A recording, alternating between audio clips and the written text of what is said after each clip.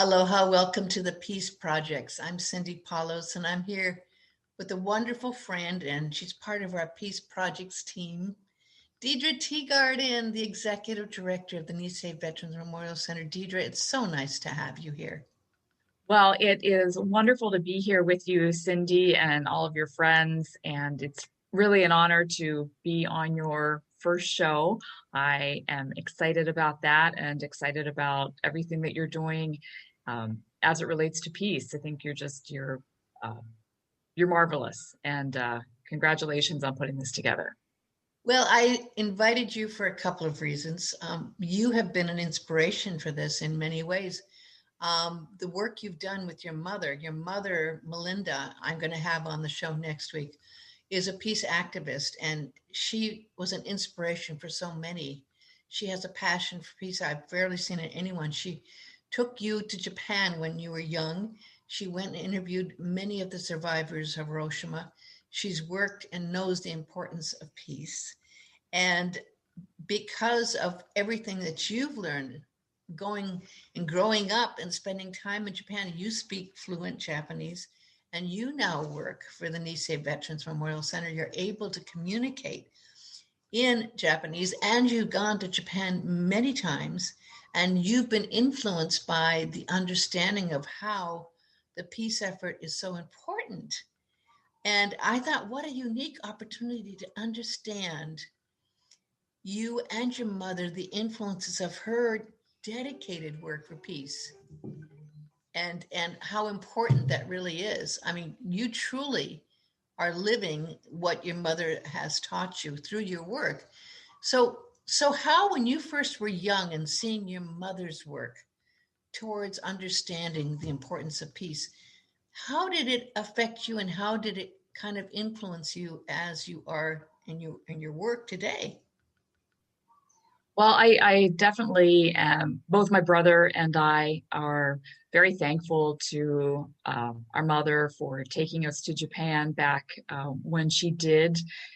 We lived there for several years, and yes, she was doing research on, at that time, interviews with A-bomb survivors in Hiroshima and Nagasaki.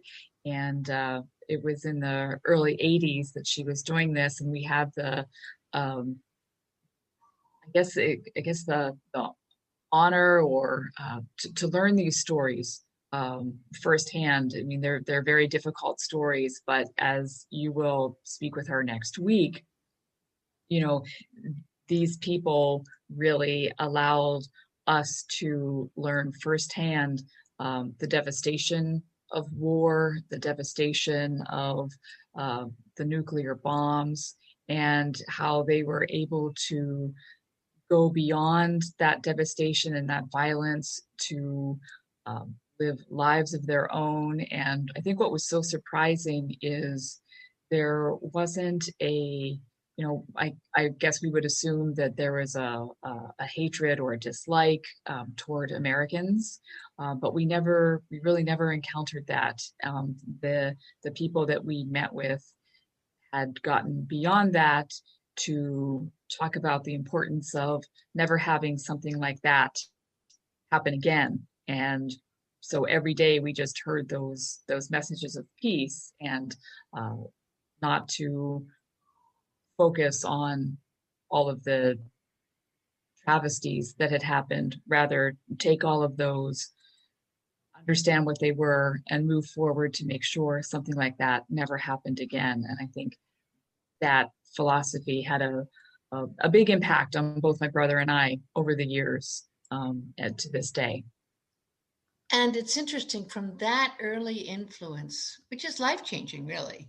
I mean, very few people could say they grew up, that are from the West, could say they grew up with that kind of background, to where you are now at the Nisei Veterans Memorial Center, again, hearing stories from the very brave and valiant and many times humble, beyond belief, humble survivors of those who fought in World War II, when the rest of their family and friends and countrymen were often put in concentration camp. They were put in internment camps.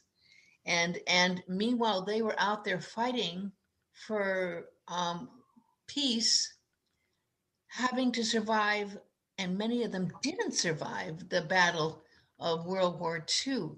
And you've heard some stories from them that are also life-changing. Yes, I mean the story of the Nisei soldiers of World War II is just one that is heart-wrenching, and at the same time is full of uh, valor. And these were men who a nation had decided were enemies just because of how they looked. Because Nisei means second generation Japanese, Sansei is third generation Japanese, but a lot of these men, primarily from Hawaii, and then of course on the West Coast, they were called aliens, and they especially on the West Coast, but also here in Hawaii, we had a definite internment story where the professors, the businessmen, the teachers, they were all put into internment camps. And on the West Coast, you have a much larger internment story. But yeah, so these people's parents were put in internment camps, shipped away, and yet their sons went to fight for America to prove their loyalty. And I think it was President Truman at the end of the war said to this specific group of Nisei soldiers, you fought not only prejudice on the battlefields far away, you fought it right here at home and won. And as a result, our Hawaii was transformed by their coming back, and opened up many opportunities for those next several generations of Japanese Americans. But they all went with those values of responsibility and loyalty and duty, and don't shame your family. You go and fight. You are Americans, and even though you're of Japanese ancestry. And yeah, there are so many stories that are just, you can't believe them. But we had one of our veterans in one of our oral histories said, we did what we had to do at that time. Um, Many of them came back, of course, started businesses, got into politics, but a common theme that we hear from them, it has been, war is hell. Don't go to war. Be nice to one another. It's just, what you lose is not worth it. So the stories and the sacrifices of those men and their families are something that we hold as our foundation. We share those, and we also like to share that message of let's not make these same mistakes again, whether it's internment or. So beautifully put. And I can't help but think, as I'm listening to these stories and what you've been through and what they've been through, how important it must have been for them to learn to forgive, because the families, I mean, some of them lost everything and didn't get back what they had. There were people who were doctors, lawyers, there were wonderfully dedicated people who had done nothing wrong who lost everything. There were these people who went and lost their friends who were Niseis, who died. So many died in these battles, and the pain and resentment could have completely eaten up all of these people's lives if they didn't learn forgiveness. So I think there's a theme that I might like to explore a little bit, how forgiveness can bring peace. You're exactly right. I hadn't thought of it like that, but you're right. It is all about forgiveness, and in every aspect of what we do, isn't it? Well, I mean, if we are to learn, as you have, from all these amazing stories, think of all the stories that are literally movies in your head that you've experienced from listening to these people's life stories. But if these people who have gone on to be leaders in their own right, even here in Hawaii, so many who were involved in politics, if they hadn't learned to forgive and change their course, if they had taken that anger and hurt and resentment and let it grow, they would have not been able to continue to just even where you're sitting right now, because the Nisei Veterans Memorial Center was built on the dedication of these people who were so brave and wanted and were so completely feeling that they had to do something important that was valuable, that was good from their experiences. Yes, there was a luncheon in 1952 where the returning 100th infantry guys got together and they adopted a motto of continuing service, giving back to your community. And each island here in Hawaii, that manifested itself in a different way. And for us here on Maui, it was basically our center, which took many years and many amazing people and lots of hard work to create, but it started with an intergenerational center. So on our campus, we have both a preschool and an adult daycare center. And then, of course, we have our center downstairs with an education center where we hold exhibits and an archive with over 200 special collections from Maui's Nisei and Sansei veterans. But the point is, yes, they forgave somehow, and they came back to do great things. And we wouldn't be here if it weren't for them and for their idea of continuing service. And the 442nd Regimental Combat Team, they adopted the motto of "Go for broke." Just give it your all. Yes. And I think those two mottos really share exactly what these men and their families were all about, because the families sacrificed so much also. If we just were to take that concept of forgiveness and put it in our minds to the Middle East and to the Palestinian and Israeli conflict, there's been such a desire for peace for so long there. And now, of course, there's so many people around the world. But if for just a moment we could understand how forgiveness could change the hatred, the death, the conflicts, the devastation that happens. But it seems so hard for some people who are so fatally wounded inside that they can't forgive, that it seems to continue and perpetuate on and on, to the point where some people say, well, there never can be peace in the Middle East. How many times have you heard that? And people said they tried, and they failed.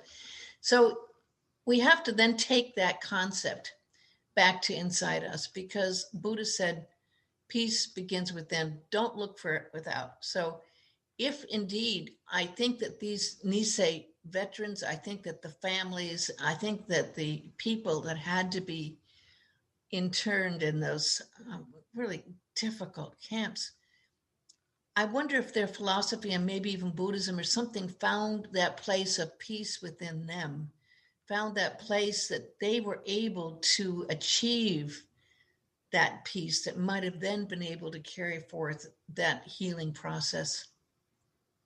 I often wonder if, because the Nisei, the second generation, whose parents were Issei, first generation, if they were somehow able to take that philosophy of Buddhism and forgiveness and respect and endurance, that is such a big concept in Japan of gammon. It's not just patience. I mean, it's hardcore endurance. If they were able to take all of that and also mix it with that American, we're going to get it done, that Americanism, to have this really, I don't know, come up with this philosophy of combining the two of them. If that helped them along the way, I don't know. But you talk about Buddhism and everything is within. I mean, if that is true, if we all were able to practice forgiveness, and we could start with really little things like forgiving your friend on Facebook for not having your exact political ideas. Thank you. There's so much of that. Yeah. You can be both. You can love your friend and at the same time perhaps disagree with their philosophy about whatever it is. Yeah. If we can really, doesn't mean you have to accept it. It doesn't mean you have to accept that viewpoint, but perhaps you can still love your friend. Where is that balance, and how do we make that happen?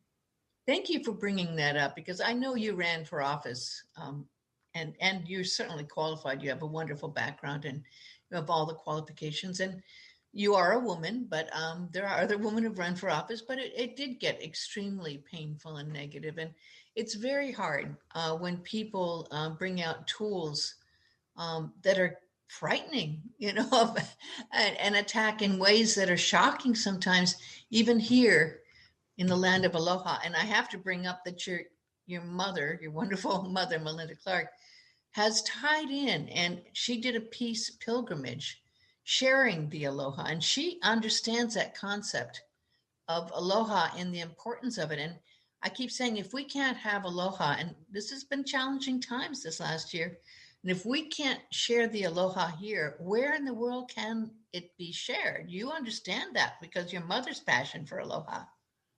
You're exactly right. And, I think whether we talk about the Nisei values or what Buddha taught, um, you know, uh, what our state teaches, the law of aloha is written into our constitution here in the state of Hawaii.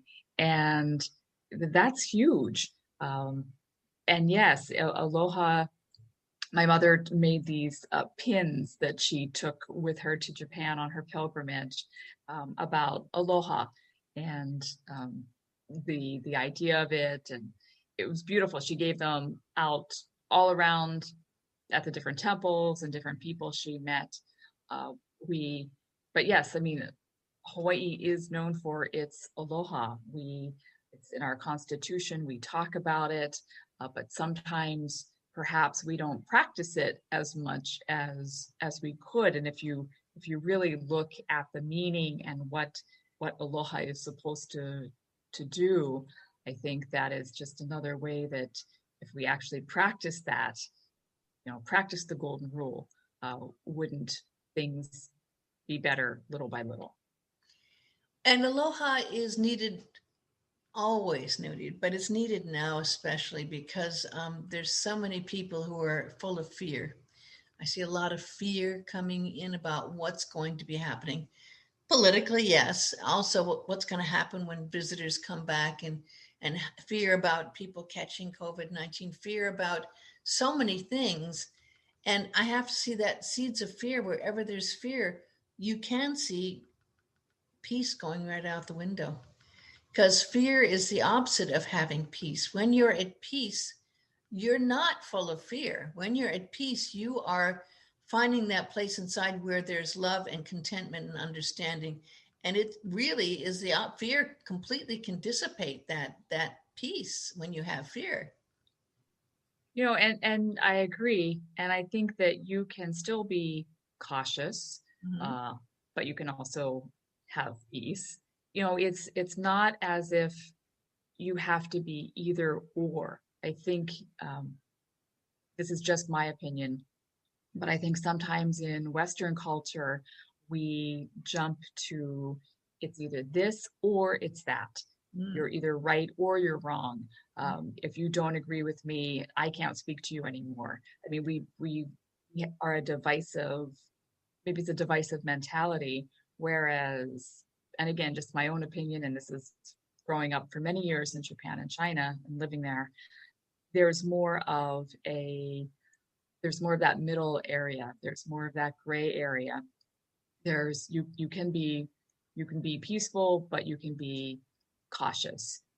You can endure, but you don't have to accept poor treatment. There's a way to balance the two, and I think if we could find as humanity more of a balance, it doesn't always work. Of course, there are extreme situations, and that's that's just the way it is. But I think that there's a way that we can practice more of a balance and realize that you can be afraid of COVID, um, So therefore you can be cautious, and you can wear your masks, and you can wear gloves when you fill up your car with gasoline, if you still have a, gasoline car.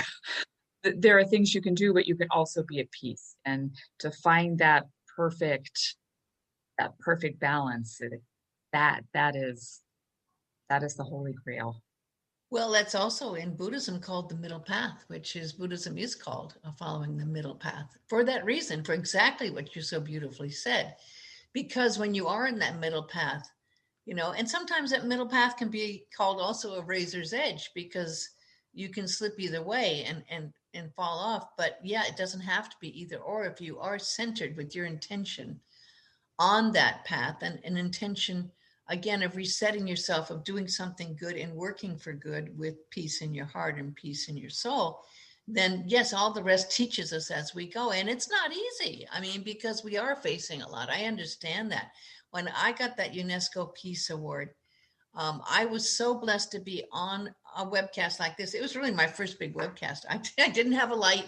I didn't have any other things, but there were people from everywhere working on peace. People from Nigeria, people from Japan, people from South America, people from Canada, people from all around the world. And when I was able to see that this is a worldwide thing of people working everywhere, understanding that importance of peace. And that is, yeah, we're not perfect, but that is part of their intent and understanding of how important that is. And there's people like your mother that raised you to understand these things. I think there's probably more people alive right now understanding the importance of peace than ever before.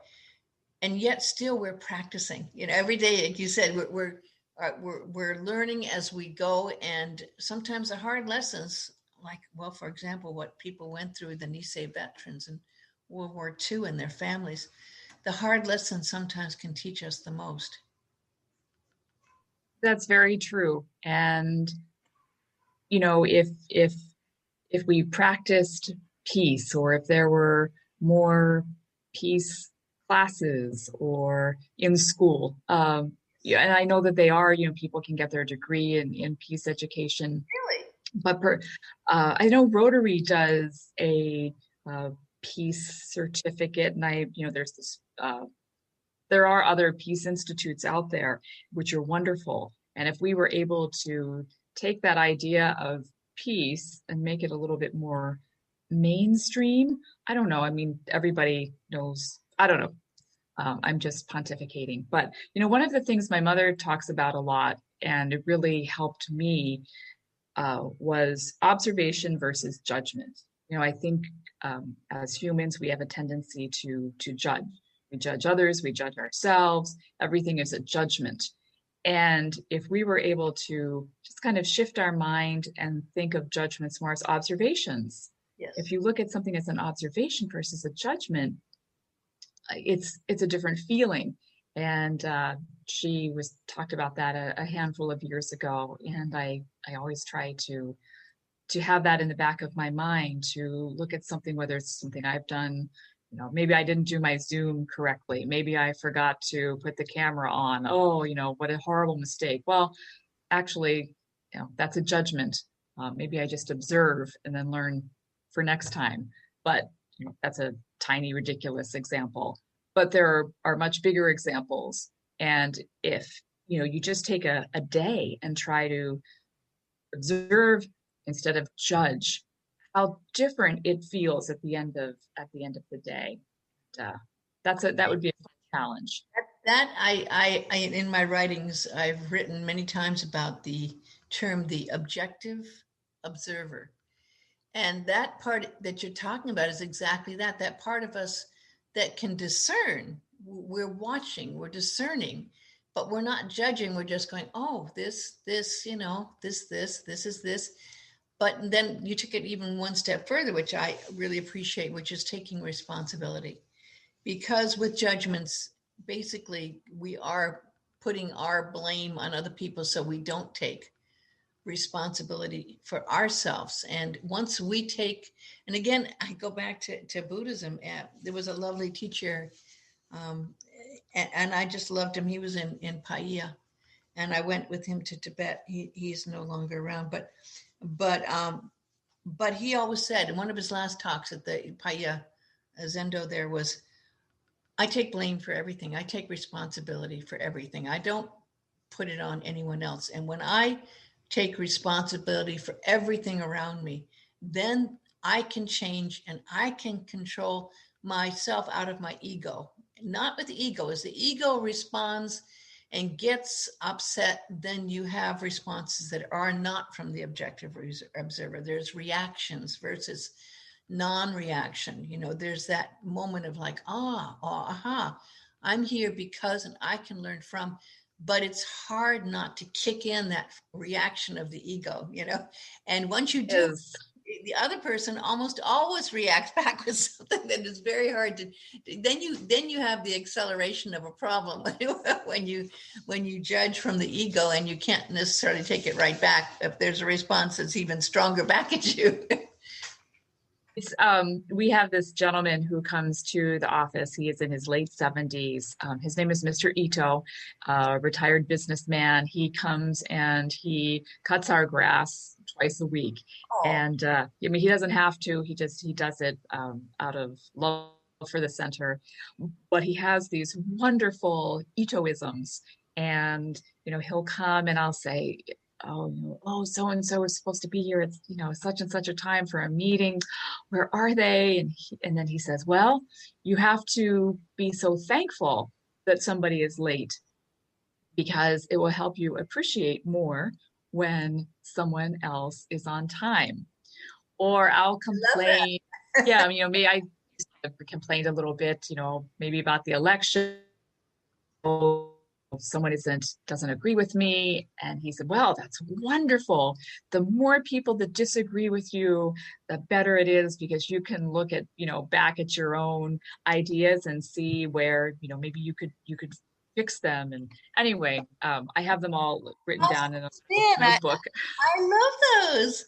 Maybe you could just frame them, put them in little things. I mean, what a wonderful spin. It's a great spin. So the next time, whenever I get a little frustrated with life, I go to my little Mr. Ito book. I'm like, you've written the Itoisms down? I write them down on little Post-it notes, and then I put them around my office, and every now and then I'll come across one. I'm like, oh. Well, I see them framed in little beautiful frames and put up on the wall. If people want to understand what we're talking about, I recommend they try to find you, whether they're here on Maui or not. They can go to NVMC, Nisei Veterans Memorial Center, nvmc.org. Yes. Have hundreds of stories. There are. Just an amazing resource. There's movies, there's clips, there's so much that people can learn. And I honor the fact that you understand the importance of that, and you're dedicating yourself to preserve what has been learned from these wonderful people.